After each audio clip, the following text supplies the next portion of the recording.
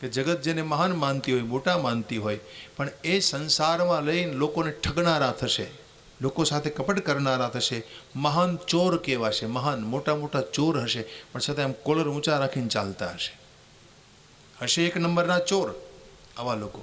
અને એ ચૌરાશ્ચ હિંસકા સર્વે ભવિષ્યંતિ તતઃ પદમ, આવા લોકો આ સમાજમાં થશે. પુંસો ભેદ સ્ત્રી વિભેદો વિવાહો વાપી નિર્ભય. પછી આગળ ઉપર ગમે તેવા ગમે તેની સાથે વિવાહ કરી લેશે. કોણ કેવા હશે, કઈ જાતિનો, કઈ વર્ણનો, કેવા સંસ્કારનો હશે, આવું ક્યાંય દેખાશે નહીં. આ તમામ ભેદો ધીમે ધીમે નષ્ટ થવા લાગશે. તમામે તમામ લોકો પોતાની નારીને વશ થઈ જશે. સર્વે સ્ત્રી વશગા, તમામે તમામ પોતાની સ્ત્રી કહે ને એમ જ એને કરવું પડશે. સર્વે સ્ત્રી વશગા પુંસ પુંચલ્યશ્ચ ગૃહે ગૃહે, અને ઘેરે ઘેરે એવી નારી થશે કે જેના ચારિત્રના કોઈ ઠેકાણા નહીં હોય. પુંચલી સ્ત્રી હશે પોતે. પુંચલી શબ્દ અહીંયા વાપર્યો છે. પુંચલિયશ્ચ ગૃહે ગૃહે ઓર તસ્ય મસ્તને મત્સરને હે સ્વામિનમ તાડયંતી ચ, અને કેવી હશે ઈર્ષાળુ સ્વભાવની, પોતાના પતિને મારનારી થશે.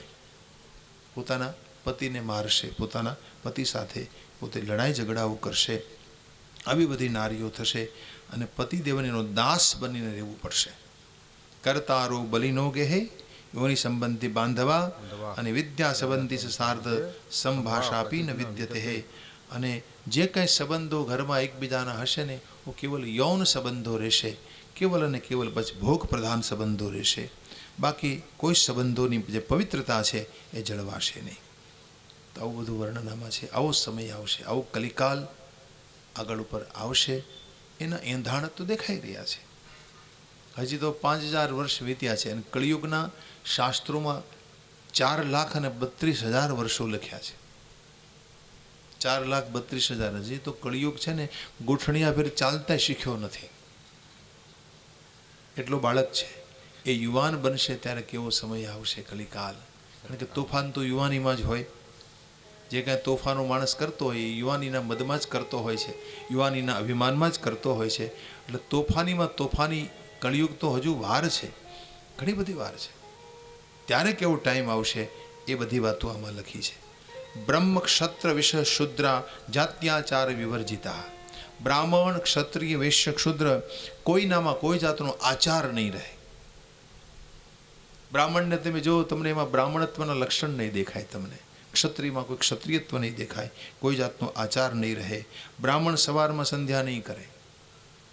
સંધ્યાવંદન બ્રાહ્મણ, ક્ષત્રિય, વૈશ્ય ત્રણેયને સંધ્યા કરવી જોઈએ. સવારમાં ઉઠી પૂજાપાઠ કરવા જોઈએ, સંધ્યાવંદન કરવું જોઈએ. કોઈ નહીં કરે. ઉઠતા વેત ખાવાનું કામ કરશે, બસ ઉઠી જશે. ઉઠતા વેત લાવો શું છે ખાવાનું, એ સ્નાન કરવાની વાત તો એક બાજુ રહે, પવિત્ર રહેવાની વાત એક બાજુ રહે. બસ આ જ એનો ધર્મ બની રહેશે. સંધ્યા યજ્ઞસૂત્રમ ચ ભવિલુપ્તમ ન સંશય. જનોય નહીં પહેરે બ્રાહ્મણ. બ્રાહ્મણને જનોય પહેરતા શરમ આવશે કે શું આવું, આ જનોય શું છે એમ પૂછશે. What is sacred thread? આ જનોય શું છે, આ પહેરવાની શું જરૂર છે, શું આવશ્યકતા છે, આવા પ્રશ્નો કરશે. આવું જ પૂછનારા થશે. और फिर आगे कहा मलेच्छारा भविष्यन्ति. તમામ લોકોના આચાર મલેચ્છ જેવા થઈ જશે, મલેચ્છ જેવા. ચારે ચાર વર્ણો બગડી જશે. શાસ્ત્રો પણ મલેચ્છને આધીન થઈ જશે અને પોતે પોતાના હાથે મનમાં આવે એવા શાસ્ત્રો લખી નાખશે. 2-4 શબ્દો લખતા આવડી જશે અને એના ગ્રંથો બનાવીને લોકોને કહેશે, લ્યો એ મેને લિખા, એ મેને લિખા. અને પોતે પોતાની આ બધા આપણા શાસ્ત્રોને એક બાજુ મૂકી અને પોતાની વાત ચલાવશે. હું કહું છું એ બરાબર છે. સત્યહીના સર્વે સસ્યહીના ચ મેદિની ફલહીના ચ તરવો પત્યહીનાશ્ચ યોષિતા ક્ષૌરહીનાસ્તથા ક્ષીરમ સરપી વિવર્જિતમ દંપતિ પ્રીતિહીના ન ગૃહિણ સત્યવર્જિતા. તમામ લોકો સત્ય વગરના બની જશે. કहीं भी सत्य नहीं होगा. पृथ्वीમાં કોઈ રસ નહીં રહે. સસ્યહીના ચ મેદિની. વૃક્ષો એવા બની જશે ફળ નહીં આપે. ફલહીનાશ્ચ તરવ. और નારીઓ બધી પતિ નહીં ઈચ્છે. હશે ખરી, પણ અમારે એમને પતિ સાથે એમને પુરુષ સાથે રહેવું છે, પણ એ અમારો પતિ નહીં. આવું દેખાય છે. Live in relation. पति नहीं हमारो ही बस. इन्हें शू कहवाय? पति ही ना बदी स्त्रियां. वो पति का स्वीकार नहीं करेगी, वो मेरा पति हो जाए, ऐसा नहीं. ऐसी स्वच्छंद नारियां सब हो जाएगी. पत्य ही नाच योषिता. और फिर आगे कहा कि गामड़ाओं में कोई सार नहीं रहे. कोई सार, गाय दूध नहीं आपे. गाय माताओं તમે આજે જો ગાય દૂધ નથી આપતી ને એટલે તો આપણે કાઢી મૂકીએ છીએ એને. ભેંસ વધારે દૂધ આપે છે એટલે ભેંસ રહે ઘરમાં. ભેંસ ક્યાંય રખડતી નહીં દેખાય, પણ ગાયોના ટોળે ટોળા તમને મળશે. કારણ કે સમય જેમ બગડતો જાય એમ ગાય દૂધ નહીં આપે. ગાયમાં કોઈ દૂધ નહીં રહે અને દૂધ નથી આપતી એટલે બિચારી દુઃખી છે. એ તો ગૌ માતા તો સુરભી માતા છે. સુરભીના પ્રાગટ્યની કથા આવશે આગળ. એ સુરભી માતાના વંશજો છે ગૌ માતા. અને ગાયોની સેવા આપણે બંધ કરી છે ને એટલે આપણને અનેક તકલીફો છે, અનેક દુઃખો છે. તો ગૌ માતાઓ છે એ ક્ષીરમ સરપી વિવર્જિતમ. સાચું દૂધ કે સાચું ઘી નહીં મળે. તમે જો મળે છે ઘી દૂધ સાચું મળતું જ નથી. બધું બનાવટી. તમે જ્યાં જુઓ ને બધું બનાવટ, બધું જૂઠું, બધું ખોટું. અને દંપતિ પ્રીતિહીનો. દાંપત્ય વ્યક્તિ હોય છે, દંપતિના જીવનમાં કોઈ પ્રેમ નહીં રહે, પ્રીતિહીન જીવન જીવતા હશે અને એકબીજા સાથે ખોટું જ બોલશે, જૂઠો વ્યવહાર જ કરશે. પતિ પત્ની પાસે ખોટું બોલશે, પત્ની પતિ પાસે જૂઠું બોલશે. પ્રતાપહીના ભૂપાશ્ચ પ્રજાશ્ચ કરપીડિતા. જલહીના મહાનદ્યો દીર્ઘકાંદરાદય. રાજાઓ નેતાઓ છે પ્રતાપ વગરના બની જશે, બધા બળ વગરના થઈ જશે. અને પ્રજા ઉપર એવા બધા ટેક્સ નાખવામાં આવશે, એવા બધા કર નાખવામાં આવશે કે લોકો કરનો ભાર ઉપાડી નહીં શકે. એટલા બધા કર નાખવામાં આવશે. અને અગાઉના સમયમાં આજથી 2500 વર્ષ પહેલાં એમ કહેવાય છે જ્યારે ચાણક્યનું રાજ્ય હતું, ચંદ્રગુપ્ત આવ્યો એ પહેલાં ધનાનંદ થયો આપણે ત્યાં. એ ધનાનંદના સમયમાં એમ કહેવાય છે કે એમણે સ્મશાનમાં અગ્નિ સંસ્કાર કરવા માટે જે લાકડા જોઈએ એ લાકડા ઉપર પણ એને કર નાખેલો. અગ્નિ સંસ્કાર માટે કાષ્ઠ જોઈએ ને એના ઉપર પણ એને કર નાખેલો. એ વખતે એટલો બધો લોભી રાજા હતો, એટલો બધો લોલુપ હતો. અને સોનાના એટલા બધા સંગ્રહ કરેલા એને. સુવર્ણ, એના રાજ્યમાં સુવર્ણની મોટી મોટી પેટીઓ ભરી ભરી અને એમણે જમીનમાં દફનાવી હતી, દાટી દીધી હતી. એટલો બધો ધન સંગ્રહ એને કરે, એટલે તો એને ધનનંદ કહેતા હતા બધા. લોભીમાં લોભી રાજવી હતો એ. વેદો શાસ્ત્રો બ્રાહ્મણો પ્રત્યે એને અનાદર હતો. અને એટલે તો એના મૂળિયાને ઉખેડવા પડ્યા ચાણક્ય દ્વારા.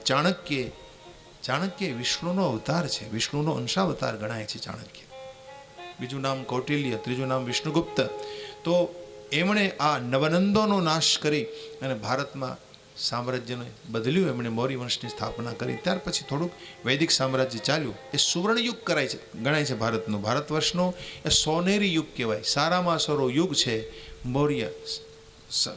મૌર્યનો સમય ગણાય છે વખતે. ત્યાર પછીનો જે આ સમય છે એ ધીરે ધીરે પાછો એ બગડવા લાગ્યું. આમાં આગળ લખે છે કે લોકો બધા ધર્મહીન બને છે. ધર્મહીના પુણ્યહીના વર્ણાચત્વાર એ વચ્ચે કોઈ ધર્મ નહીં કરે, કોઈ પુણ્ય નહીં કરે. ભાઈ પુણ્ય કરવું કોઈને ગમશે નહીં. ફિર આગળ આમાં કહે છે કે લક્ષ્યેષુ પુણ્યવાન કોપી ન તિષ્ઠંતી તતઃ પરમ. એકાદ લાખમાં કોઈક જ પુણ્યવાન હશે. એકાદ લાખમાં, લાખો લોકોમાં કોઈ એકાદ પુણ્યવાન હોઈ શકે. તમામ લોકોની વિચારધારા કુત્સિત હશે, ખરાબ હશે. વિકૃતાકારા નરા નાર્યશ્ચ બાલકા. કુવાર્તા કુત્સ શબ્દો. લોકોના મુખમાં કોઈ સારું ભાષણ કે કોઈ સારી વાત નહીં સાંભળો તમે. કુવાર્તા કુત્સિત શબ્દો ભવિષ્યન્તિ તતઃ પરમ. કેચિદ ગ્રામાશ્ચ નગરા નરશૂન્યા ભયાનકા. ગામડાઓ તૂટવા લાગશે, ગામડાઓ ભયાનક દેખાશે તમને. ત્યાં કોઈ રહેનારું નહીં હોય. પછી આગળ આમાં કહે છે કે બધાએ આગળ જતા શહેરો પણ પછી જેમ સમય વીતશે એમ અરણ્ય જેવા બની જશે. લોકો અરણ્યમાં રહેનારા, અરણ્યવાસીન સર્વે જનાશકર પીડિતા. એટલા બધા કર નાખવામાં આવશે કે લોકો ગામ અને ઘર છોડીને જંગલમાં નિવાસ કરશે, વનમાં જતા રહેશે. આના કરતાં તો વનમાં રહેવું સારું. કે વનવાસી બની જઈએ, વનમાં જે ફળ મળશે ખાશું પીશું, આનંદ કરીશું. અને આમ એ રીતે લોકો થશે. આમ ધીમે ધીમે દિવસે દિવસે પ્રકૃષ્ટતા ઘટતી જશે અને લોકો નિકૃષ્ટ બનતા જશે એકદમ અનેક પ્રકારના. અને લોકો દેવભક્તિ નહીં કરે, કોઈ પણ પ્રકારે નાસ્તિક બની જશે, હિંસક બની જશે, દયાહીન થઈ જશે, નરઘાતી બની જશે. જેમ સમય વીતશે એમ વ્યાધિઓ વધશે, અનેક પ્રકારના રોગ આવશે વ્યક્તિના જીવનમાં. વામના વ્યાધિયુક્તાશ્ચ નરા નારીશ સર્વતા. અને લોકોના કદ દિવસે દિવસે ઘટતા જશે, એની હાઇટ ઓછી થશે. તમે જો જૂના લોકો છે ને બહુ ઊંચા હતા, હાઇટવાળા હતા જૂના સમયમાં. અને જેમ સમય વીતે છે ને એમ લોકો નીચા થતા જાય છે, વામન થતા જાય છે. इसमें लिखा है વામના વ્યાધિયુક્તાશ્ચ નરા નાર્યશ્ચ સર્વદા સ્વલ્પાયુષો. લોકોનું આયુષ્ય અલ્પ થશે. અને યૌવનેર રહિતો કલહ. અને કલિયુગમાં લોકોનું યૌવન લુપ્ત થતું જશે દિવસે દિવસે. જેમ દિવસ સમય વીતશે એમ આયુષ્ય ઓછું થશે. અને કેટલું આયુષ્ય રહી જશે કે 20 વર્ષે માણસ બૂઢો થઈ જશે. 8 વર્ષની કન્યા ગર્ભ ધારણ કરશે અને 20 વર્ષનો થાય એટલે તરત જ એ વૃદ્ધાવસ્થા તરફ આગળ જશે. એટલે વધી વધીને કળિયુગનું સરેરાશ આયુષ્ય ગણું છે 32 વર્ષ.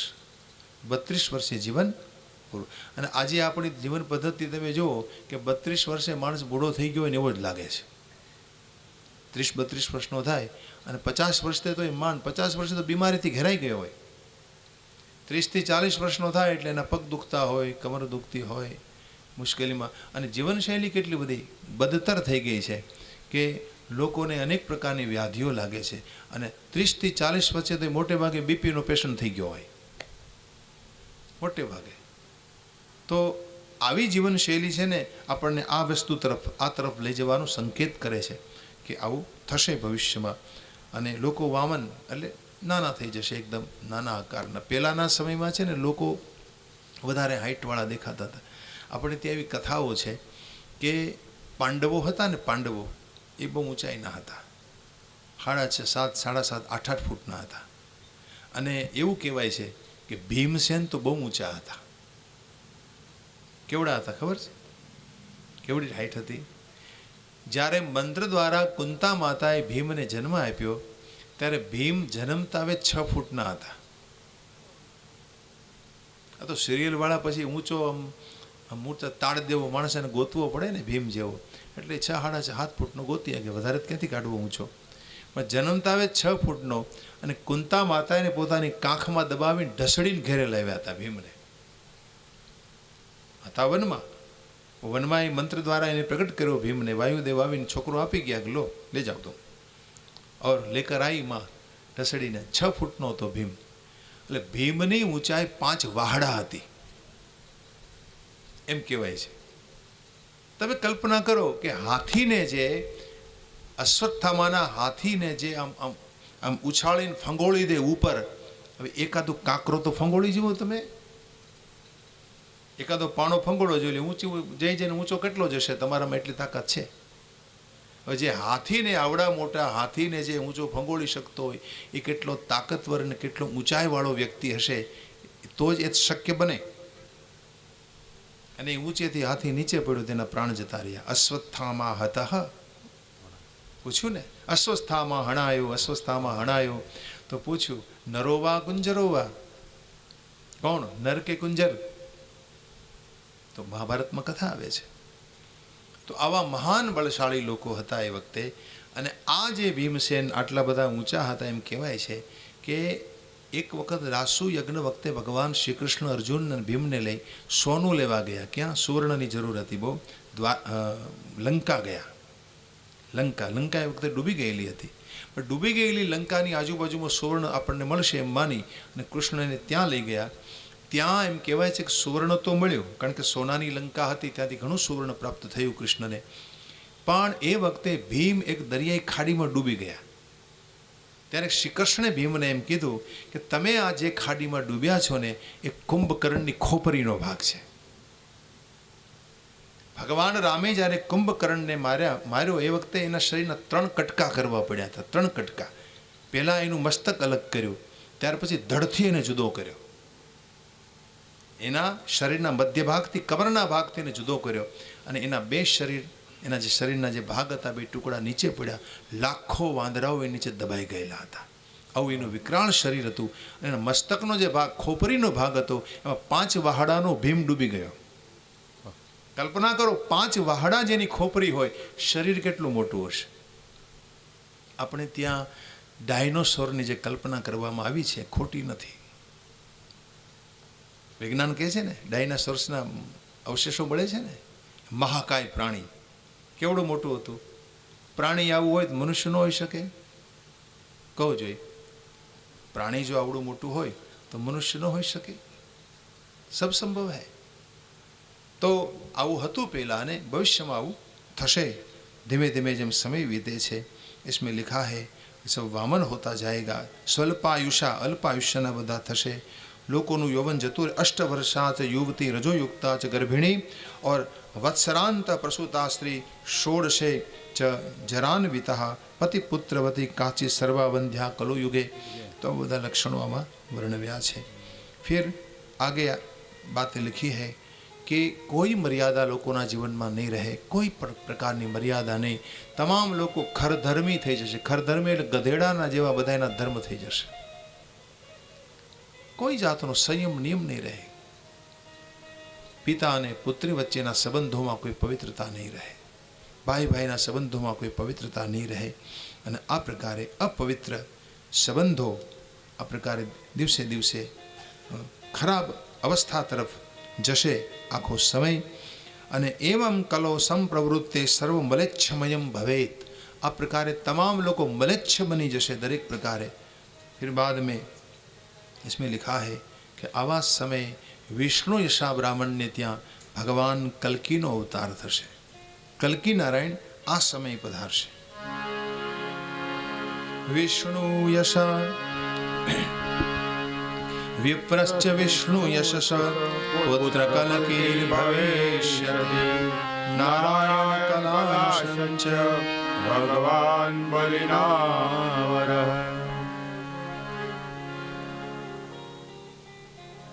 एक कलाप ग्राम છે હિમાલયમાં. કલાપ ગ્રામ. એક કલાપ ગ્રામમાં વિષ્ણુ यशा ब्राह्मण ने ત્યાં भगवान कल्की पधारશે, ऐसा लिखा है इसमें.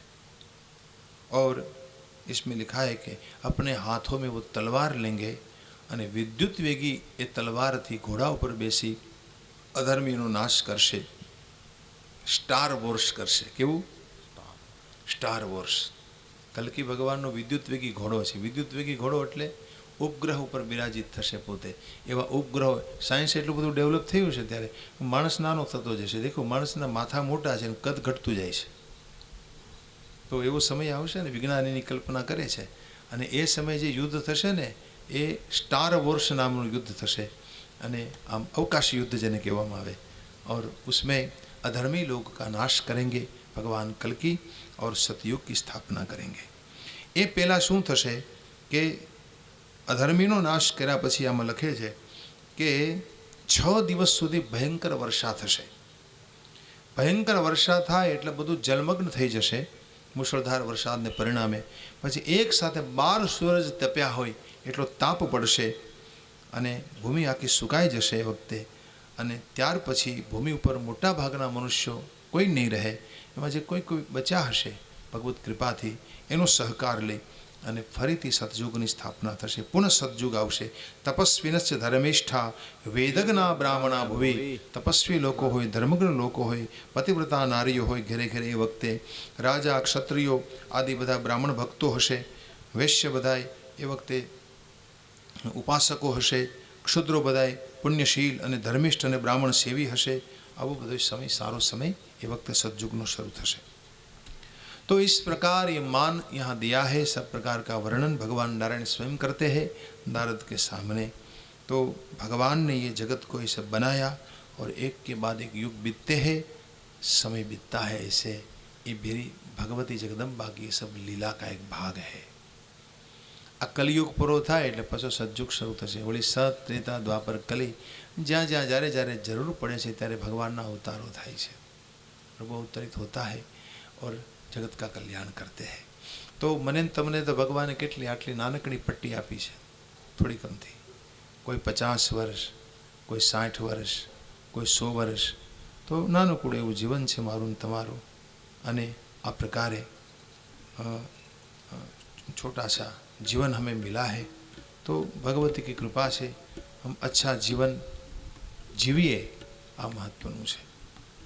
ત્યાર પછી આમાં થોડું સમયનું પ્રમાણ બતાવ્યું છે, કાળનું માન આપ્યું છે કે ભાઈ આ સમય કઈ રીતે કામ કરે છે, કાળ કઈ રીતે કામ કરે છે। તો એમાં લખ્યું છે કે સત, ત્રેતા, દ્વાપર, કલી, આવા 4 યુગ, આવા આ યુગની ગણતરી તમે કરો ચોકડીની, આવા 360 યુગ પૂરા થાય, જ્યારે 360 યુગ કુલ પૂરા થાય એને એક દેવયુગ કહેવાય છે, દેવનો એક યુગ। હવે આવા 71 દેવયુગ પૂરા થાય જેને દિવ્ય યુગ પણ કહેવાય, એટલે એક મનુ, આવા 28 મન્વંતર પૂરા થાય, મનુ પૂરા થાય એને બ્રહ્માજીનો એક દિવસ રાત કહેવાય છે। આ માનથી 108 વર્ષ વીતે, 108 વર્ષ બ્રહ્માના વીતે એટલે બ્રહ્મનો આયુષ્ય પૂરો થઈ જાય, અને આ 108 વર્ષનો જે બ્રહ્માજીનો સમય છે, એક કાળ ભગવતીનો એક નિમિષ, ભગવતી જગદંબાનું એક આંખનું મટકું, એમાં આટલો સમય વીતી જાય છે। તો આ દેવી ભાગવતનું માન છે। ભાગવતમાં થોડી અલગ ભાષામાં વાત કરવામાં આવી છે। તો નિમેષ માત્રમ કાલશ્ચ શ્રી દેવ્યા પૃચ્યતે મુને, મારો એક નિયમ છે કે જે શાસ્ત્રમાં જે રીતે જેવું લખ્યું હોય ને એમ કહેવાનું, ભાગવતમાં જે રીતે લખ્યું છે એ ભાગવત હોય ત્યારે એ કહેવાનું। અહીંયા દેવી ભાગવતમાં જે પ્રકારે બતાવ્યું છે એ મેં આપને કહ્યું। તો એક નિમિષ માત્ર દેવીનો એક પલકારો આંખનો, એમાં બ્રહ્માજીના 108 વર્ષ વીતી જાય છે। એવમ નશ્યંતિ સર્વાણી બ્રહ્માંડ્યાન અખિલાની ચ, આમ ભગવતી જગદંબા નિમિષ માત્રમાં જગત બનાવે છે અને નિમિષ માત્રમાં જગતનું વિસર્જન કરે છે। અને આપણે બધાને ખબર છે કે વિસર્જન કરતાં વાર કેટલી ખબર જ છે આપણને। 2001માં ધરતીકંપ આવ્યો, કેટલી મિનિટનો ખેલ હતો? ખાલી પોણી મિનિટ જ, 40 સેકન્ડ જ થઈ હતી। 40 સેકન્ડનો ધરતીકંપ 8ની તીવ્રતાનો આવ્યો, કેવી હાલત થઈ ગઈ હતી। તમે કલ્પના કરો કે જ્યારે પરમાત્માને જગત મટાડવું હોય ત્યારે એટલો સમય લાગે છે। तो ये होता है, ये जगत का नियम है और एक काल का भी नियम है। प्रलय सर्जन हुआ करता है। तो भगवती पराशक्तिની ઈચ્છાથી આ બધું બને છે, અને એ પરાશક્તિ ભગવાન શ્રી કૃષ્ણ દ્વારા પ્રગટ થઈ છે। એ વર્ણન મેં આપની સામે કર્યું। સેવ કૃષ્ણો દ્વિધા ભૂતો દ્વિભુજશ્ચ ચતુર્ભુજ, ચતુર્ભુજશ્ચ વૈકુંઠે ગોલોકે દ્વિભુજમ સ્વયં। આવા ભગવાન પરાત્પર શ્યામ સુંદર ગોલોક ધામમાં વસે છે કે જેમણે આ જગત બનાવ્યું છે પરા પ્રકૃતિના સહયોગથી। लेकिन प्रकृति जगत को बनाने वाली है, इसलिए प्रकृति की श्रेष्ठता यहाँ लिखी गई है। प्रकृति उत्तम શું કામ છે? માં જગદંબાની આરાધના વિશેષ રૂપમાં શું કામ કરવી? કારણ કે એણે આ જગત બનાવ્યું છે। એ ભગવતી રાધાના રૂપમાં આજે ગોલોક ધામમાં નિવાસ કરે છે, અને એ ગોલોક ધામમાં નિવાસ કરી અનેક પ્રકારની લીલાઓ દ્વારા ભગવાન શ્રી કૃષ્ણને સંતુષ્ટ કરે છે। એ રાધા કૃષ્ણ પ્રાણાધિકા છે। નારાયણ આ કથા સંભળાવે છે ભગવાન નારદજીને। એ રાધાજી આ જગતને ચલાવવા માટે બરાબર યોગ્ય રૂપે આજે પણ એ રાધાજી સપ્તશૃંગ નામના પહાડ ઉપર તપસ્યા કરે છે। દેખો, તપ કર્યા વિના કોઈને ચાલતું નથી, અને જેને જે મળ્યું છે ને તપસ્યાથી મળ્યું છે, તપ કે બિના કુછ નહીં મિલતા। तो राधा आज भी तप कर रही है। सप्तशृंग नामना पहाड़ पर रही અને રાધાજી તપસ્યા કરે છે। આમાં આ બધી વાતો બહુ સ્પષ્ટ રૂપમાં લખી છે। સપ્તશૃંગી ઉપર 1000 વર્ષ થયા રાધાજી તપ કરે। દિવ્ય વર્ષ સહસ્ત્રમ ચ તપસ્તત્વા સપ્તશૃંગી, સપ્તશૃંગ ઉપર એ તપસ્યા કરે છે। ત્યાર પછી ભગવતી રાધાજી હિમાલય ઉપર રહીને તપસ્યા કરે છે। દિવ્ય વર્ષ સહસ્ત્રમ ચ તપસ્તત્વા હિમાચલે दुर्गा च तत्पदम दात्वा सर्वपूज्या बभूवः। तो भगवती दुर्गा जो सर्वपूज्या बनी शकी હોય, સર્વ શું કામ એને પૂજે છે? શા માટે આપણે એને પૂજીએ છીએ? તો કે એની તપસ્યાના પરિણામ રૂપે તમે એને પૂજો છો। દુર્ગા આજે પણ હિમાચલમાં તપસ્યામાં લીન છે। સર્વપૂજ્યા એટલા માટે બની કે એણે તપસ્યા કરી છે। ત્યાર પછી આમાં લખે છે કે ભગવતી સરસ્વતી પણ તપ કરે છે। એક ગંધમાદન પહાડ ઉપર તપસ્યા કરે છે। સરસ્વતી તપસ્તપ્ત્વા પર્વત ગંધમાદને સર્વવંદ્યા બભૂવસા. ગંધમાદન પહાડ ઉપર ભગવતી સરસ્વતી તપ કરે છે અને એટલે એ સર્વ પૂજ્યા. સરસ્વતીનો મહિમા મેં હમણાં બતાવ્યું આપને, કયા મંત્રથી એને ઉપાસવી, કયા મંત્રનો જપ કરવો, એનો શું મહિમા છે, એનું સ્તોત્ર કવચ આદિનો મહિમા આપણી સામે મૂક્યો. એ સરસ્વતી એને પણ તપ કરવું પડે છે અને ગંધમાદન પહાડ ઉપર એ તપસ્યામાં લીન છે. લક્ષ વર્ષમ ચ દિવ્યમ ચ સર્વવંદ્યા બભુવસા. લક્ષ્મીજી પણ તપ કરે છે. લક્ષ્મીજી તપ કરવાનું ઠેકાણું પુષ્કર છે. પુષ્કરમાં લક્ષ્મીજી તપસ્યામાં લીન છે. ત્યાં 1,00,000 વર્ષથી એ તપસ્યામાં લીન છે. લક્ષ વર્ષમ ચ દિવ્યમ ચ સર્વવંદ્યા બહુવસા લક્ષ્મીર્યુગ શતમ દિવ્યમ તપસ્તત્વાત ચ પુષ્કરે. પુષ્કરમાં લક્ષ્મીજી તપસ્યામાં લીન છે. અને ત્યાર પછી લખે છે કે સાવિત્રી, એનું બીજું નામ ગાયત્રી છે, એ સાવિત્રી મલયાગીરી પહાડ ઉપર નિવાસ કરીને તપસ્યા કરે છે. સાવિત્રી મલયે તપ્ત્વા પૂજ્યા વંદ્યા બભુવસા. તો આ બધી જ મહાદેવીઓ જે પંચધા પ્રકૃતિનું મેં તમારી સામે વર્ણન કરેલું, પ્રકૃતિના 5 પ્રકાર, 5 પ્રકૃતિ, એમાં ગણેશજનની દુર્ગા, ભગવતી રાધા, લક્ષ્મી, સાવિત્રી, આ બધું જે વર્ણન કર્યું 5 પ્રકૃતિનું, તો એ પંચધા પ્રકૃતિ આજે તપસ્યામાં લીન છે. રાધા, દુર્ગા, સરસ્વતી, લક્ષ્મી અને સાવિત્રી આ બધાએ તપ કરે છે. તપ વિના કંઈ ચાલતું નથી ભાઈ. તપસ્યા દરેકને કરવી પડે છે. અને આ સંસારમાં જેણે જેણે તપ કર્યું છે એ જ ટકી શક્યા, એ જ કંઈક પ્રાપ્ત કરી શક્યા છે. આજે પણ કોઈ મહાપુરુષ આ જગતમાં આવે અને મહાપુરુષ રૂપે સ્થાપિત થતો હોય તો એની પાછળ એનું તપ હોય છે. પરમાત્માને પણ આ જગત ચલાવવું હોય તો તપસ્યા કરવી જ પડે છે. तप के राज करવું પડે તમારે भाई. तपस्या के बिना संसार में किसी को कुछ नहीं मिला. साधना के बिना कभी किसी को भी कुछ नहीं मिला. तो साधना करो भाई, खूब मेहनत करो, खूब पुरुषार्थ करो, खूब साधना करो और साधना करके अपने स्वरूप को जानो और अपना भी कल्याण करो, जगत का भी कल्याण करो. તમારું તો થાય ભાઈ, પણ જગતનું પણ થાય છે. लेकिन किसी का बुरा मत करो, बने ત્યાં સુધી બીજાનું ભલું કરો. નારદજી પૂછે છે, બાપજી एक निमिष मात्र में आ भगवती जगदम्बा प्रकृति को पैदा कर देती है और मिटा भी देती है. यही प्रकृति अपने में से पृथ्वी को बनाती है અને એ પૃથ્વી ઉપર મારો તમારો નિવાસ છે. તો એ વસુધા कैसे प्रकट हो गई એ મને આપ કહો. વસુધા એટલે પૃથ્વી. આ પૃથ્વી માતાનું પ્રાગટ્ય કેમ થયું? કારણ કે સૃષ્ટિ જ્યારે બનાવવામાં આવી ત્યારે એમાં પૂછે છે બ્રહ્માજી કે પૃથ્વી તો જલમાં મોટા ભાગની જે પૃથ્વી છે ડૂબેલી રહેતી હતી. જળમાં ડૂબવાને કારણે પૃથ્વી છે ને એ ઓછી થઈ ગઈ હતી. માની લો કે કોઈ માટીનો પીંડો હોય, એ માટીના પીંડાને તમે જળમાં એમને ડૂબાડેલું રાખો તો એ તો ગળવા લાગે ને, એ ગળવા લાગે. નારદજી આમાં એવું પૂછે છે કે વસુંધરા તિરોભૂતા, વસુંધરા તિરોભૂતા કુત્રા વાચા ચ તિષ્ઠતી. તો વસુંધરા હતી જે પૃથ્વી માતા, એ તો જળમાં ડૂબેલી અવસ્થામાં હતી, તિરોભૂત હતી. અને તિરોભૂત હતી તો કુત્ર વાચા ચ તિષ્ઠતી. પછી એને આ બ્રહ્માંડમાં અવકાશમાં સ્થાપિત કેમ કરવામાં આવી? કારણ કે જળમાં રહેવાથી એ પીગળી જાય છે. આખરે તો પીંડો ક્યાં સુધી રહેવાનો છે, એટલે ઓછી થતી હતી. તો સૃષ્ટિ વિધાન સમયે, સૃષ્ટિ સમયે આ પૂર્ણ રૂપમાં પૃથ્વી કેમ પ્રગટ થઈ? સા આવિર્ભૂતા કથમ પુનઃ, એ ફરી વખત એ આવિર્ભૂત કેમ બની એ મને કહો. બીજું કે શું પૃથ્વી છે એ મધુકૈટભના મેદમાંથી બની છે એમ પૂછે છે. મધુકૈટભ અસુરોને જ્યારે વિષ્ણુએ માર્યા ત્યારે એના શરીરમાં એટલો મેદ નીકળ્યો હતો. આ વાત મેં સંભળાવી હતી આપને. અને એ મેદ આ પૃથ્વી ઉપર છવાયું એટલે નામ પડ્યું મેદિની. પૃથ્વીનો સિનોનિમ્સ છે, પર્યાય શબ્દ છે. એને પૃથ્વીને મેદની પણ કહેવાય, વસુંધરા પણ કહેવાય, પૃથ્વી પણ કહેવાય, વસુધા આદિ. તો એ મેદની પણ કહેવાય. તો શું એ પૃથ્વી એ મેદને કારણે ટકી રહી છે અને અથવા તો ફરી વખત એને જગત માતાએ ઉત્પન્ન કરી, એ કેવી રીતે એ આપ મને કહો. નારાયણને જવાબ દિયા, સર્વાદિ સૃષ્ટો સર્વેષાં જન્મદેવ્યા ઇતિ શ્રુતે આવિર્ભાવ સ્થિરો ભાવ સર્વેષુ પ્રલેષુ ચ.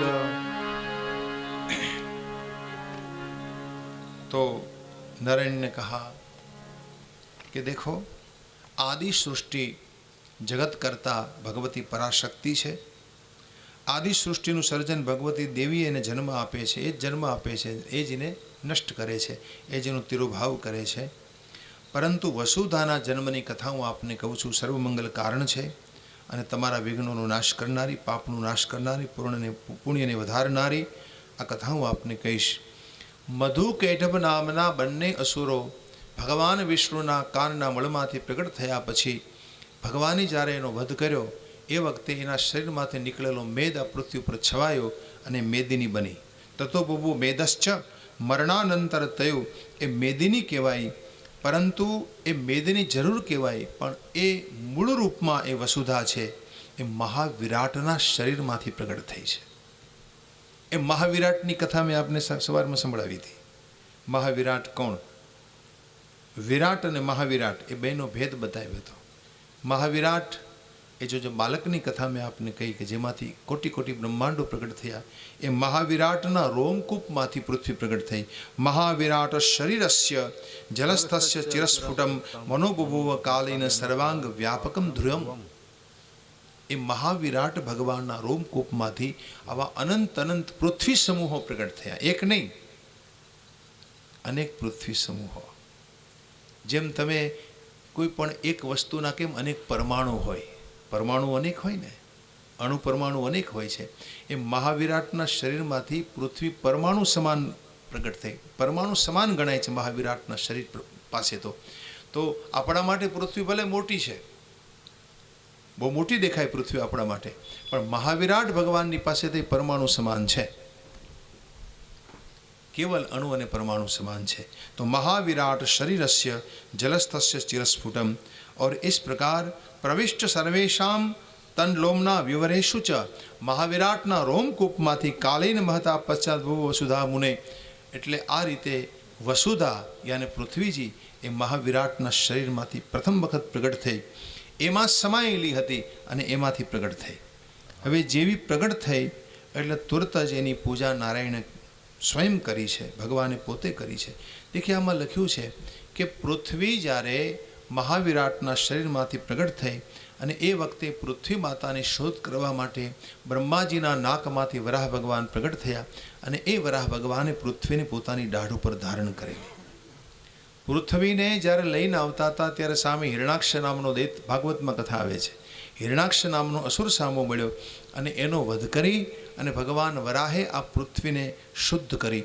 પૃથ્વી વરાહ ભગવાનના સંસર્ગમાં આવી એટલે એકદમ આહલાદિત બની ગઈ હતી, એકદમ આનંદિત બની હતી. અને એ આનંદ વરાહ ભગવાને એને જરૂર આપ્યું, પૃથ્વીની ઈચ્છા પણ એમને પૂર્ણ કરી. અને એ પૃથ્વીને ભગવાન વરાહે પોતે ભ્રમણ કક્ષામાં સ્થાપિત કરેલી. ત્યારે એ પૃથ્વીનું શાસન મનુ મહારાજને સોંપ્યું અને એ મનુના વંશજોએ આ જગતને આગળ ચલાવ્યું. આવી કથા નારાયણ નારદજીને સંભળાવે છે. સર્વપ્રથમ એ પૃથ્વીની પૂજા વરાહ ભગવાને પોતે કરી. પૂજિતા કેન રૂપેણ વારાહે જ સુરેરમહી. નારદજીને પૂછા કે ક્યાં પ્રકારે ભગવાન વરાહે પૂજા કરી હતી પૃથ્વીની. વારાહે ચેવ વારાહી સર્વે સર્વાશ્રયા સતી મૂળ પ્રકૃતિ સંભૂતા પંચીકરણ માર્ગત તસ્યા પૂજા વિધાનમ ચ અપ્યચુર્ધમ વને કશઃ. વારાહે ચ વરાહશ્ચ બ્રહ્મણા સંસ્તુતઃ પુરા ઉદધાર મહિમ હત્વા હિરણાક્ષમ રસાતલમ. સુખ સંભોગ સ્પર્શાન મૂર્છા સા પ્રાપ સુંદરી વિદગ્ધ્યાયામ વિદગ્ધેન સંગમો અતિ સુખપ્રદઃ. નારાયણ કહે છે કે પૃથ્વીને જ્યારે વરાહ ભગવાનનો સંસ્પર્શ થયો ત્યારે આહલાદને કારણે પૃથ્વી માતાએ વરાહ ભગવાનને કહ્યું, તમે મારા પતિ બનો. અને પતિ જેમ પોતાની પત્નીને આનંદ આપે છે એવો આનંદ મારે જોઈએ. અને એ વખતે વરાહ ભગવાને એ સ્વીકાર કરી અને પૃથ્વીને પોતાની પત્ની તરીકેનું સ્થાન આપેલું. પોતાની દાઢ ઉપર એને ધારણ જરૂર કરી, પણ એને અનેક પ્રકારે રમાડી, એને પવિત્ર બનાવી અને પૃથ્વીની પોતે ઉપાસના પણ કરી અને એને સ્થાપિત કરી ભ્રમણ કક્ષામાં. એવું આમાં નારાયણ વર્ણન કરે છે.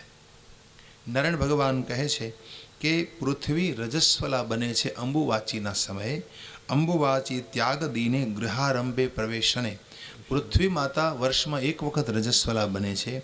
ખાસ કરીને સૂર્ય જ્યારે આર્દ્રા નક્ષત્રમાં આવે ત્યારે પૃથ્વી રજસ્વલા બને છે અને એ વખતે વરસાદ પડે છે અને ખેડૂતો વાવણી કરે ત્યારે પૃથ્વી પોતાના ગર્ભમાંથી અનેક પ્રકારના અન્ન ઉત્પન્ન કરે છે અને સમગ્ર જગતને જીવાડે છે. આમાં લખે છે આર્દ્રા નક્ષત્રનું પહેલું ચરણ હોય ને એને અંબુવાચીનો સમય કહેવાય છે.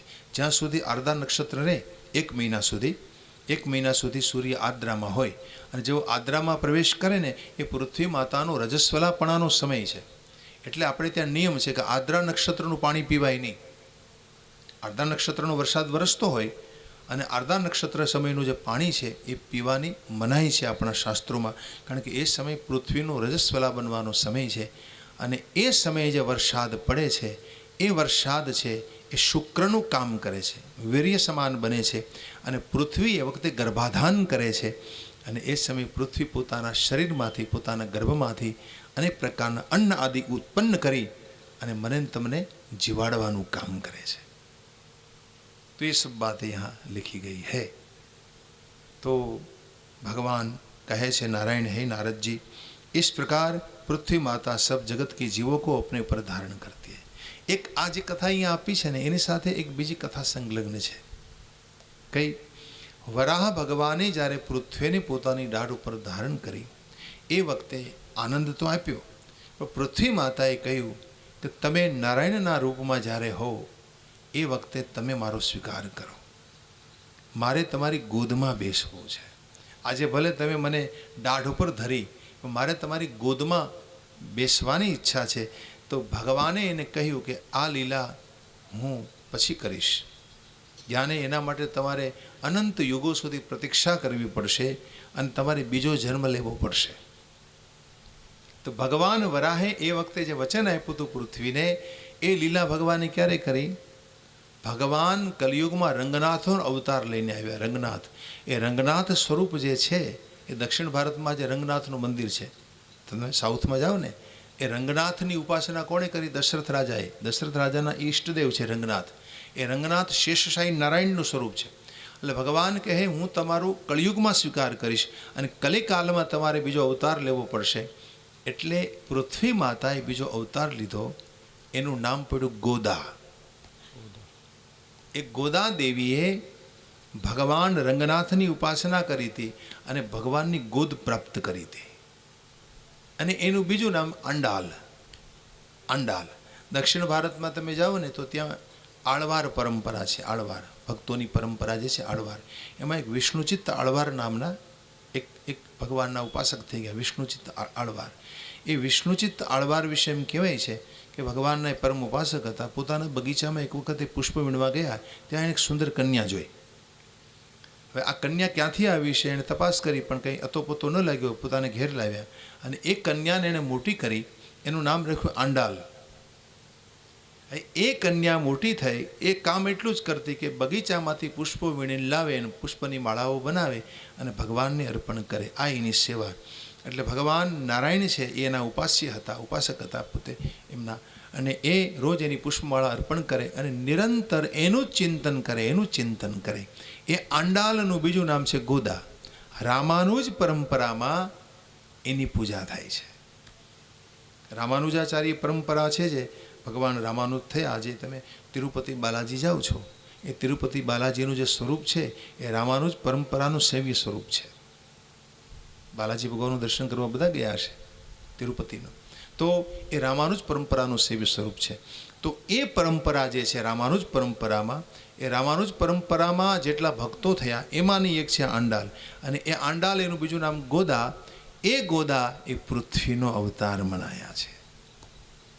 વરાહ ભગવાને આ વચન જ્યારે એને આપ્યું હતું, એ વચન અહીંયા પૂરું કર્યું કે તારો કલિયુગમાં અવતાર થશે અને ગોદા તરીકે એને જન્મ લઈ.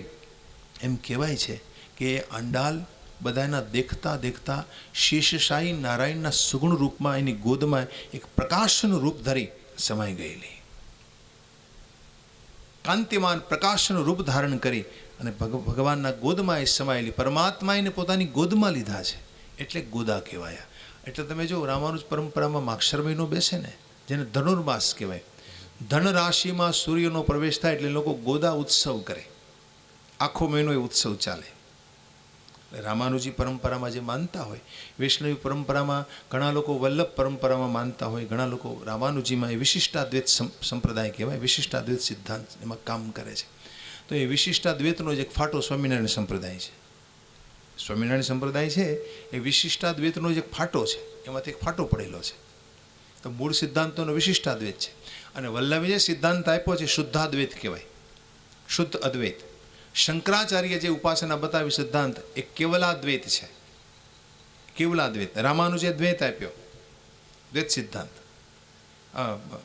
ભગવાન મધ્વાચાર્ય દ્વૈત સિદ્ધાંત આપ્યો, રામાનુજે વિશિષ્ટાદ્વૈત આપ્યો. તો આ પ્રકારે આ આચાર્યોએ આપણને પરમાત્માના સિદ્ધાંતોને સમજાવી અને ઉપાસના પદ્ધતિ બતાવી છે. તો અહીં વરાહ ભગવાનની આ જે કથા આપી છે એની સાથે આ ગોદાની કથાનો સંબંધ છે, ગાઢ સંબંધ છે આ કથાનો એમની સાથે. ભગવાન નારાયણ કહે છે કે હે નારદજી, આ પ્રકારે વસુધાની ઉત્પત્તિ થઈ અને એ વસુધાની પૂજા પહેલાં વહેલા મેં કરી. વિષ્ણુએ કહ્યું આ મંત્રથી હું આજે પણ વસુધાને પૂજું છું અને આ મંત્રથી પહેલી વહેલી પૂજા મેં કરી, એનું ધ્યાન કરી અને આ મંત્ર સ્તવન કરી હું બોલું છું. આ મંત્ર અહીં આપ્યો છે, ઓમ રીંગ શ્રીં ક્લીં વસુધાય સ્વાહા. આ મંત્ર બોલવાનો. તમે ભૂમિની પૂજા કરો, ભૂમિ પૂજા વખતે, વસુધાની પૂજા વખતે આ મંત્ર બોલો. ખેડૂતોએ આ મંત્ર બોલીને વાવણી કરાય. આ મંત્ર બોલીને તમારે ભૂમિ પૂજા કરવી હોય, ભૂમિમાં ખાડો કરવો હોય, પાયા ગાળવા હોય, જ્યારે ભૂમિને જ્યારે કોઈ પણ પ્રકારે તમે કષ્ટ આપો એ પહેલાં તમારે એની આ મંત્રથી પૂજા કરવી પડે છે.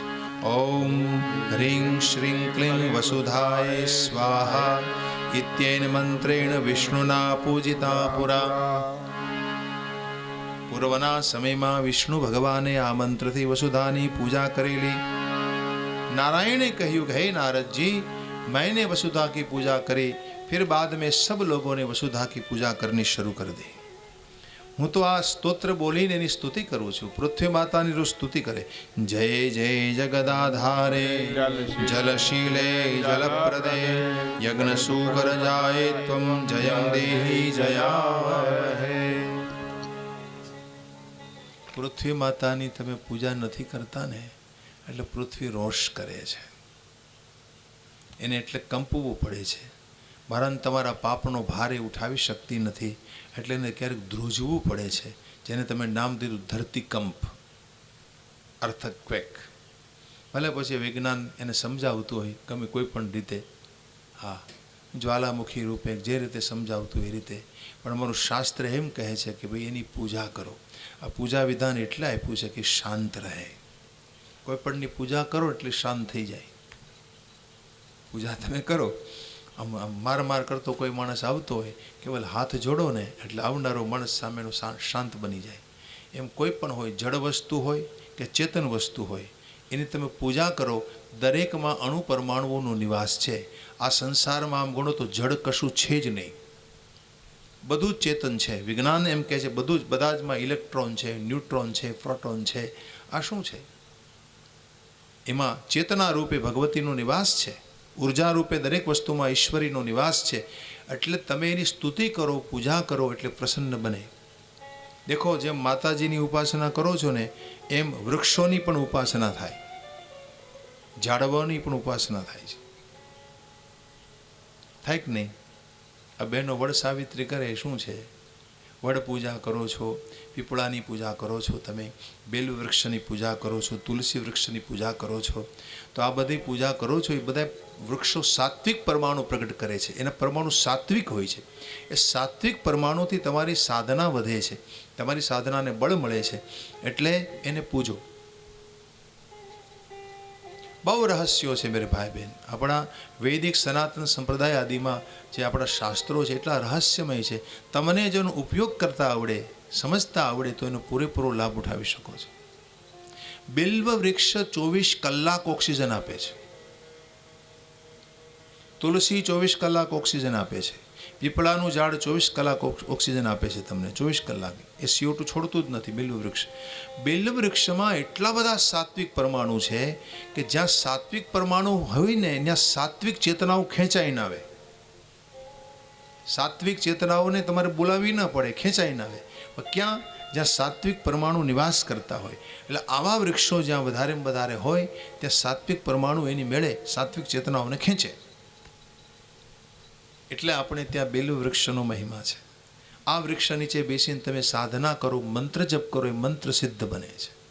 બેલીના ઝાડ નીચે બેસીને મંત્ર જપો, પીપળાના વૃક્ષ નીચે બેસીને ભગવાન શંકરજી વડના ઝાડ નીચે બેસીને ધ્યાન કરે છે, પીપળાના ઝાડ નીચે બેસીને સ્મરણ કરે છે. रामचरित मानस में उत्तरकांड में बड़ी बातों लिखी है. तो ये बड़ी महिमावंत बातें हैं सब मेरे भाई बहन. लेकिन हम तो वृक्ष को काटने में लगे हैं, काटने में આપણે એને કાપવામાં લાગ્યા છે. વાવવાની बात तो एक बाजू रही. कहવાનો भाव वृक्ष वैष्णव है और इस प्रकार पृथ्वी की पूजा कर दी, नारायण ने स्तोत्र बोला और फिर आगे के अध्याय में भूमिदान महिमा बताव्यो છે. પૃથ્વીની વાત આવીને એટલે આગળના અધ્યાયમાં ભૂમિદાન કરવાનો મહિમા બતાવ્યો છે કે ગમે તેવું પાપ તમારાથી થયું હોય, થોડી અમથી ભૂમિનું દાન આપો, તમે નિષ્પાપ બનો છો. એટલે એક અધ્યાય જે આખો 10મો અધ્યાય એમાં આપ્યો છે. ભૂમિદાન કૃતમ પુણ્યમ પાપમ તદ્ધરણેન ચ પરહુરહણાત પાપમ પરકૂપે ખનને તથા. બીજું કે તમે કૂવો ગાળ્યો હોય, ખાડો કર્યો હોય જમીનમાં, શુક્ર ત્યાગ કર્યો હોય, મળ ત્યાગ, મૂત્ર ત્યાગ આથી ભૂમિ પર તમે કરતા જ હો. એટલે એ પાપના ભાગી આપણે બનીએ છીએ. અને એ પાપના નાશને માટે એક જ ઉપાય છે, ભૂમિનું દાન કરવું. ભૂમિદાન કરવાથી એ તમારા બધાય પાપ મટી જાય છે. એ વાત અહીંયા લખવામાં આવી છે સ્પષ્ટ. આપણાથી પાપ તો થતા જ હોય, કારણ કે ભૂમિ ઉપરને તમે ખોદવાની કોશિશ, ભૂમિને ખાડો તો કરતા જ હો તમે, અને તમારા મળમૂત્રનો ત્યાગ કરો છો ભૂમિ ઉપર. એટલે ભૂમિ આપણી માં છે, પવિત્ર છે, માતૃ સ્વરૂપા છે. એટલે એ પાપમાંથી બચવા માટે ભૂમિદાનનો મહિમા છે.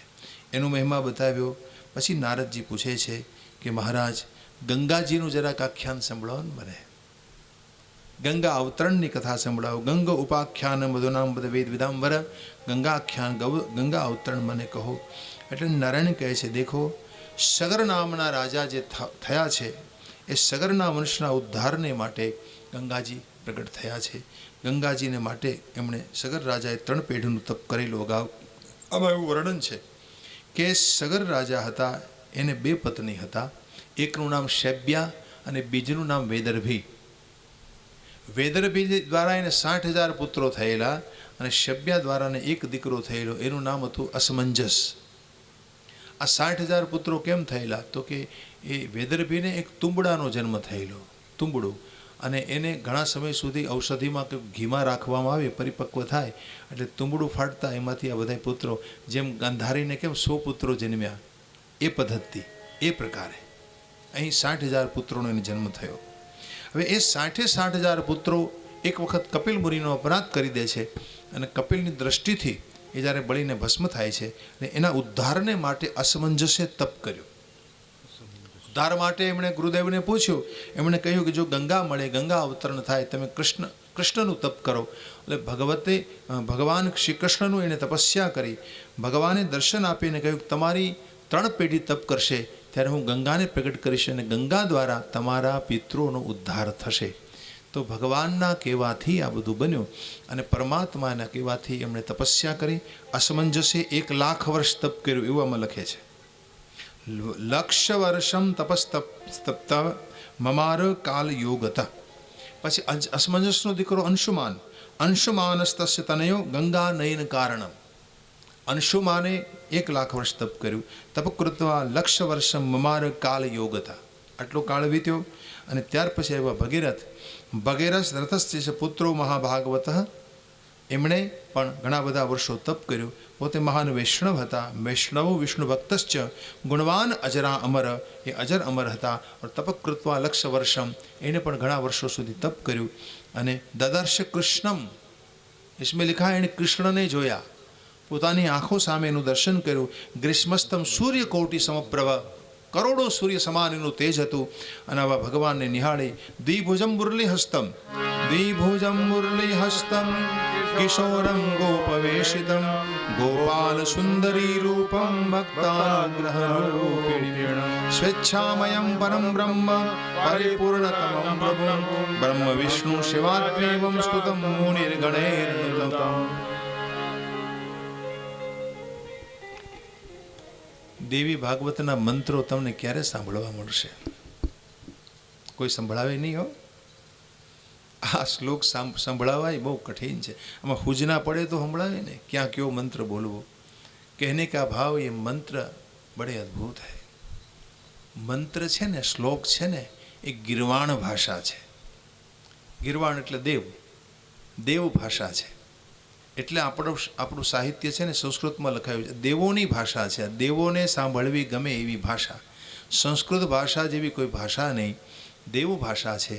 અને શ્લોક બોલવાથી તમારું આલોક પ્રકાશિત બને. શ્લોક બોલો ને તો હૃદયાલોક પ્રકાશિત બને. તમારા હૃદયમાં પ્રકાશ કોણ કરે? શ્લોક, મંત્ર. મંત્ર દ્વારા જ પ્રકાશ થાય. જો મંત્ર બોલાય નહીં તો પ્રકાશનો અનુભવ ન થાય. એટલે વધારેમાં વધારે શ્લોક બોલવા જોઈએ. પછી ભાગવત હોય તોય ભલે, દેવી ભાગવત હોય તોય ભલે, કોઈ વિષ્ણુ સહસ્ત્ર નામ નથી આપણે શ્લોક બોલતા. જેમ રામાયણમાં નથી ચોપાઈનો પાઠ કરતા, સુંદરકાંડનો પાઠ કરો, રામચરિત માનસની ચોપાઈનો પાઠ કરો છો, એમ વધારેમાં વધારે શ્લોકોનો. શ્લોક સમજાય કે ન સમજાય તોય બોલો, ન સમજાય તોય બોલો. અને વારંવાર તમે સાંભળો એને એટલે તમને સમજાય વિના રહે જ નહીં.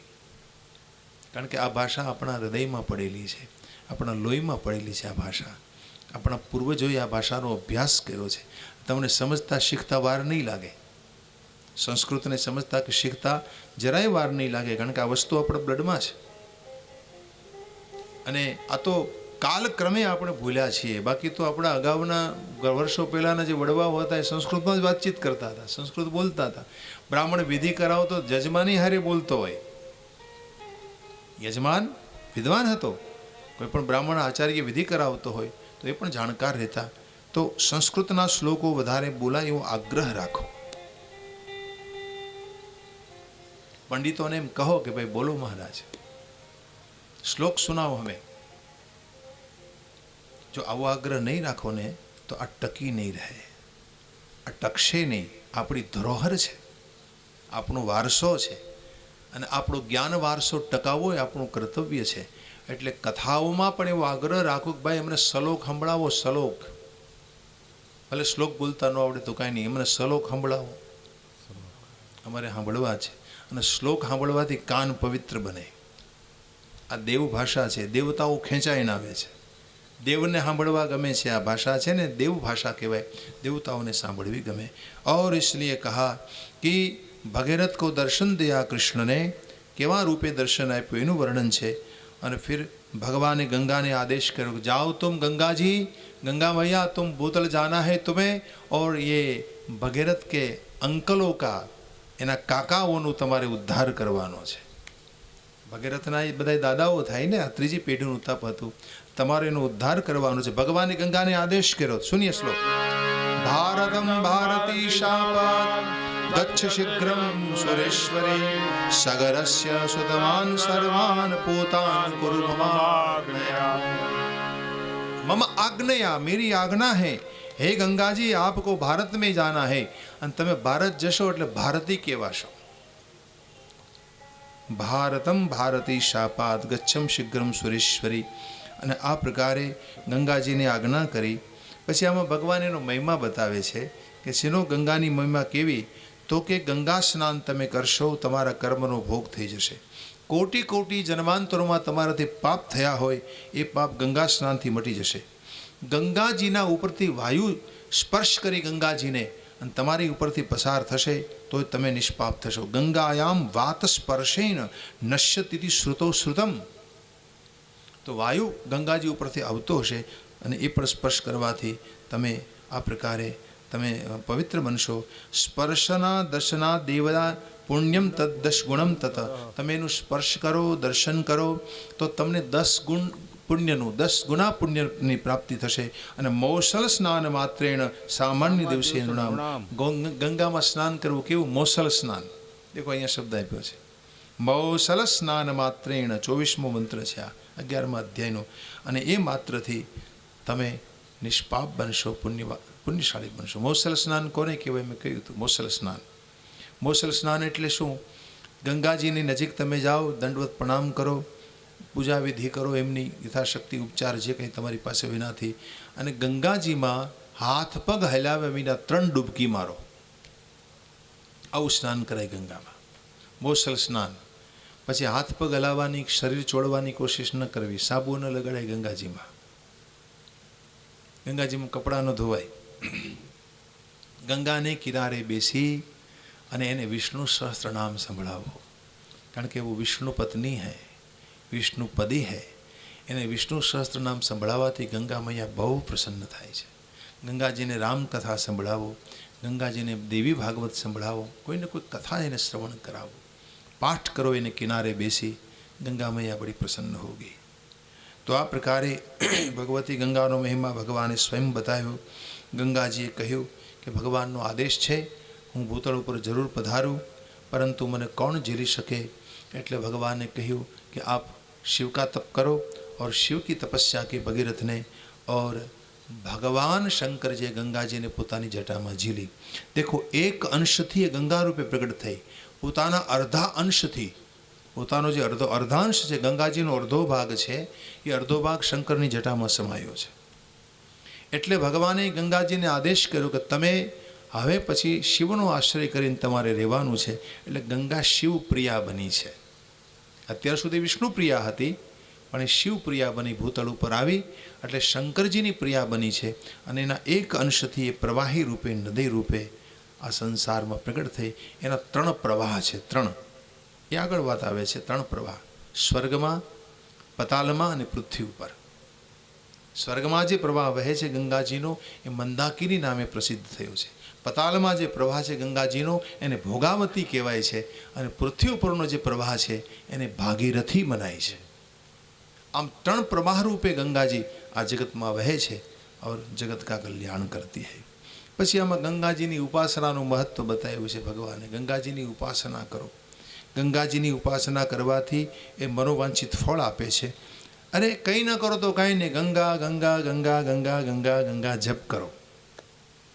અને હું તમને એનું સત્ય પ્રમાણ બતાવું કે ગંગા ગંગા ગંગા ગંગા જપ કરતાં કરતાં એક મહાપુરુષ ઉપર ગંગાજીની કૃપા થઈ ગઈ. હમણાં સુધી હતા અખંડાનંદ સરસ્વતીજીએ 52 સંતોના ચરિત્રો લખ્યા છે. કેટલા? 52 સંતો. અને મહાન મહાન સાક્ષાત્કારી મહાપુરુષો જે સંતો છે એના ચરિત્રો એમણે લખ્યા છે અખંડાનંદજી મહારાજે. એમાં એકનું નામ છે, એનું નામ હતું મોકલપુર કે બાબા. મોકલપુર કે બાબા. મોકલપુર ગામ આવ્યું ગયાની બાજુમાં, ગયા તીર્થમાં એની બાજુમાં. એ મોકલપુર કે બાબા વિશે એણે કહ્યું છે કે એ નાનપણમાં અનાથ થઈ ગયેલા હતા. પછી ગયામાં આવીને ધર્મશાળામાં પોતે રહેતા અને મોટા થયા. ગયા ક્ષેત્રમાં થોડા મોટા થયા. પછી ક્ષેત્ર એને છોડી દીધું અને હરિદ્વાર આવ્યા. હવે આ બાબા વિશે એવું કહેવાય છે કે હરિદ્વાર ગંગાને કિનારે પડ્યા રહેતા. અને એને કોઈ સાધુએ કહ્યું કે બેટા યહાં પડા તું ક્યાં કરતા હૈ? मैं पड़ा रहता हूँ. तो एक काम करो ना, तो पड़े पड़े गंगा स्नान करके गंगा की भक्ति करो ना. क्या करूँ मैं? तो कहा गंगा गंगा जप करो. और गंगा गंगा गंगा गंगा गंगा गंगा गंगा बस निरंतर उसका जप करते हैं, निरंतर जप करते हैं. कहते गंगा गंगा जपते जपते वो सिद्ध हो गया ये आदमी. और मोकलपुर के बाबा के सामने गंगा प्रत्यक्ष प्रकट हो गई, रूप धरी ने आवी. लो देखो मुझे क्या चाहते हो? माँ मुझे कुछ नहीं चाहिए, जब मैं तुझे याद करूँ मुझे दर्शन देना बस. એમ કહેવાય છે કે આ બાબા એટલા નિષ્કામ હતા. અખંડાનંદ સરસ્વતીએ ઉલ્લેખ કર્યો છે કે મેં એનું દર્શન કર્યું છે. મારા એવા સદભાગ્ય કે આવા મહાપુરુષો સાથે મને રહેવાનો અવસર પણ મળ્યો છે. આ સાક્ષાત્કારી મહાપુરુષ હતા. અને એ શું કરે, કોઈ યાત્રી આવે એટલે યાત્રીનો સામાન ઉઠાવી અને આ બાબા છે ધર્મશાળા સુધી એને મૂકી આવે. ચારા ના મળે અને ચારાનામાં પોતાનું પેટ પાળે. ખાવા પીવા પૂરતું મળી જાય खा पी लेते हैं, गंगा के तट पर पड़े रहते हैं, गंगा गंगा का जप करते। ये बाबा एम कहता कि पूरा जगत गंगा में से प्रकट हुआ है और गंगा में मिल जाएगा। देवी भागवत ની જ વાત છે બધી। ऐसा बोलते बाबा, गंगा में से जब पूरा जगत प्रकट हुआ है और गंगा में ही मिल जाएगा, क्योंकि गंगा राधा कृष्ण નું દ્રવીભૂત સ્વરૂપ છે। कौन है गंगा? राधा ने कृष्ण નું દ્રવીભૂત સ્વરૂપ છે। राधा कृष्ण प्रवाही रूप में प्रकट થયા, तो राधा कृष्ण के द्वारा तो जगत प्रकट हुआ है। आपने कथा सांभળી ने शुरुआत में कि राधा और कृष्ण के द्वारा एक बालक प्रकट हुआ, महाविराट। तो राधा कृष्ण का द्रवीभूत स्वरूप है गंगा, इन प्रवाही स्वरूप है। और इसलिए बाबा कहते गंगा में से पूरा जगत प्रकट हुआ, गंगा में मળી જવાનું છે। तो આવી ભગવતી ગંગાનો હું જપ કરું છું અને મા મારી સામે પ્રકટ થઈને વાતો કરે છે। પછી આ બાબા છે ને એમણે હરિદ્વાર છોડી અને વારાણસીના કાશી કહેવાય છે, જે કાશી, એ કાશીના ક્ષેત્રમાં ગંગાનો થોડો મોટો પટ છે। ત્યાં એક દ્વીપ છે, દ્વીપનો ભાગ, એ દ્વીપના ભાગ ઉપર પોતે નિવાસ કરતા હતા કે જેથી એનો કોઈ ભજનમાં વિક્ષેપ ન કરે। અને અખંડાનંદ જેમ કહેતા કે મોકલપુર કે બાબા कारक पुरुष थे। कैसे? कारक पुरुष। कारक पुरुष એટલે શું? सुनो, कारक पुरुष એને કહેવાય કે જેની બાજુમાં જઈને તમે કંઈ સંકલ્પ કરો કે બાબા એ हो जाए तो अच्छा, તરત જ એ ઘટના ઘટવા લાગે, તરત જ એક કામ થાય। જેની બાજુમાં જઈને તમે સંકલ્પ કરો ને સંકલ્પ મૂકો કે બાબા અગર ये हो जाए तो सबका अच्छा होगा, तो તરત જ એ ઘટના ઘટે। આવા મહાપુરુષ હોય ને કારક પુરુષ કહેવાય। એમ કહેવાય છે કે એક વખત ગંગાને કિનારે કાશીમાં પોતે આવ્યા, દુષ્કાળ પડ્યો તો, વરસાદની જરૂર હતી। તો અમુક લોકો આવીને કોઈ પેંડાના પેકેટ મૂકે ને કોઈ ફૂલના હાર ચડાવે ને કોઈ કહે બાબા बारिश नहीं हुई, बाबा बारिश हो जाए तो अच्छा है, हम तरस रहे बारिश के लिए। तो थोड़ी वार थी तो आकाश में वादळा छवाया, जोरदार वरसाद शुरू थयो। आवा पुरुष होय एने कारक पुरुष कहेवाय। तमे कोई पण संकल्प एनी आगळ मूको, एने पूरो थता जरा वार नहीं। एवा हता मोकलपुर के बाबा। पण ए लोक संग्रह थी बहुत दूर रहता, माणसों जमा थवा लागे ने એટલે भागे, चले जाए जंगल में, और जंगल में जाकर भजन में लीन हो जाते। कोई दी बहार न आवता, पण क्यारेक क्यारेक बहार आवी जाए, लोकोने खबर पड़े कि बाबा बहार आव्या छे, तो लोको एनी पाछळ पड़ता। तो आ प्रभाव एना जीवन में गंगानी उपासनानो प्रभाव हतो। वो गंगा गंगा गंगा जप कर, और इसी यहाँ पर लिखा है कि भाई गंगा गंगा तमे जप करो, तमने बीजू काई ना आवड़े तो काई नहीं, पण गंगा गंगा बोलो। गंगा गंगेति यो ब्रूयात् योजनानां शतेरपि मुच्यते सर्व पापेभ्यो विष्णुलोकं स गच्छते। उनाळामां ज्यारे गंगामां पूर आवे ने त्यारे गंगा नदी में पूर आवाने कारणे आजूबाजू प्रभावित विस्तारों बहुत थई जता था। लोकोना घणा बधा गामड़ा डूबी जाए, आवुं थाय, आजे पण थाय छे। गंगा में आजूबाजू गंगा किनारे रहेला गामडाओ छे, पूर आवे, पाणी आवी जाए, लोकोना पाक पाणी पण धोवाई जाए। तो गंगा में पूर आववानुं होय एना 3 दिवस पहला मोकलपुरना बाबाने खबर पड़ी जती, अने ए आजूबाजूना प्रभावित क्षेत्रों में जईने कहेता कि 3 दिन के बाद गंगा में बाढ़ आएगी, चलो भागो यहाँ से, सब क्षेत्र छोड़ो। 3 दिवस पछी गंगा में पूर आवे ज। बची गયેલા લોકો એમ कहता बाबा आपको पता कैसे चलता है कि गंगा में बाढ़ आएगी? हमको तो पता नहीं चलता, अचानक बाढ़ आ जाती है, अचानक पूर आवे गंगा में। तो कहते बाबा कि माँ मेरे सामने प्रकट होती है और मुझे आकर कहती है कि जाओ, बड़े दयालु हो ना, सबको बता दो मुझ में बाढ़ आएगी, અને હું તમને આવીને કહી જાઉં છું। तो ये बाबा कहते हैं कि माँ स्वयं मेरे सामने आती है और मुझे बता देती है और कहती है, और मैं तुमको कहता हूँ कि जाओ तुम एक क्षत्र को छोड़ दो। तो आवी भगवती गंगा आजे पण આપણું કલ્યાણ કરવા માટે વહી રહી છે અને મારા તમારા તમામ સંકલ્પોને સિદ્ધ કરે છે। તમે ગંગામાં સ્નાન કરીને જે કંઈ સંકલ્પ કરો ને એ આજે પણ તમારો સિદ્ધ અવશ્ય થાય છે। પછી આમાં ગંગા ઉપાસનાનું મહત્વ બતાવ્યું છે, ગંગા સ્તોત્ર આપ્યું છે। આ બહુ સુંદર સ્તોત્ર છે। આ એક શ્લોક તમને સંભળાવી દઉં। શિવ સંગીત સંબુદ્ધ શ્રી કૃષ્ણ અંગ સમુદ્ભવામ રાધા અંગ દ્રવ સંયુક્તામ તાં ગંગામ પ્રણમામ્યહમ। तो तांग गंगाम प्रणमाम्यहम, तांग गंगाम प्रणमाम्यहम, अर्धु चरण બધા શ્લોકોમાં એનું એ જ છે. અને આ રીતે ભગવતી ગંગાનું આ સ્તોત્ર છે એ જે બોલે છે એના ઉપર ગંગાની કૃપા થાય છે. અને નારાયણ કહે છે ગંગા સ્તોત્રથી મેં પોતે ગંગાની ઉપાસના કરેલી છે અને પુણ્યદમ મોક્ષદમ સ્તોત્ર છે. પછી સ્વર્ગમાં મંદાકિની, પૃથ્વી ઉપર અલકનંદા અથવા ભાગીરથી અને પાતાળમાં ભોગાવતી, આવા 3 પ્રવાહોથી ગંગા વહે છે. અને આ ગંગાજીની ઉપાસના સ્વયં રાધાજીએ પણ કરેલી છે, સ્વયં કૃષ્ણ ભગવાને પણ કરેલી છે. તો એટલા માટે 3 પ્રવાહો રૂપે ગંગા વહે છે એટલે એને ત્રિપથગામિની કહેવાય છે. ત્રિપથગામિની, કથમ ગંગા ત્રિપથગા જાતા ભુવન પાવની, આવું પૂછ્યું. 3 પ્રવાહો રૂપે વહે છે એટલે ત્રિપથગામિની કહેવામાં આવી છે. આવી ભગવતી ગંગા છે એ જગત ઉપર કૃપા કરવા માટે વહી રહી છે. આજ भी है. पूछा नारद जी ने कि महाराज मुझे बताइए कि ये गंगा द्रव स्वरूप क्यों हो गई, એ દ્રવીભૂત કેમ બની, રાધા કૃષ્ણના દ્રવીભૂત સ્વરૂપથી ગંગા કેમ પ્રગટ થઈ, એનું શું કારણ છે એ મને કહો. તો એ કહેશે 3:30 વાગે. અત્યારે આપણો સમય પૂરો થાય છે. 2 મિનિટ ભગવાન નામ જપી ભોજન કરી લો, ફરી પાછા આવજો. અને આમાં જેટલી ભગવતી જગદંબાના પ્રાગટ્યોની આગળ જે કથાઓ આપી છે, આગળ તુલસીનું ચરિત્ર આવશે, ત્યાર પછી લક્ષ્મીજીના જે અવતારોની કથા છે એમાં વેદવતી તરીકે લક્ષ્મીજી આવશે, એ સીતાજી બનીને આવ્યા, એ બધી કથાઓ આવશે. તો મહાકાલીનું ચરિત્ર ફરી પાછું આવે છે, મહાલક્ષ્મી મહા સરસ્વતીનું સ્મરણ, एंग रिंकलिंग चमड़ा विचे नवारण मंत्र केम प्रकट थयो महिमा, तो ये सब महिमा गान हम 3:30 बजे करेंगे. भाव श्रद्धा जी तो भी भगवान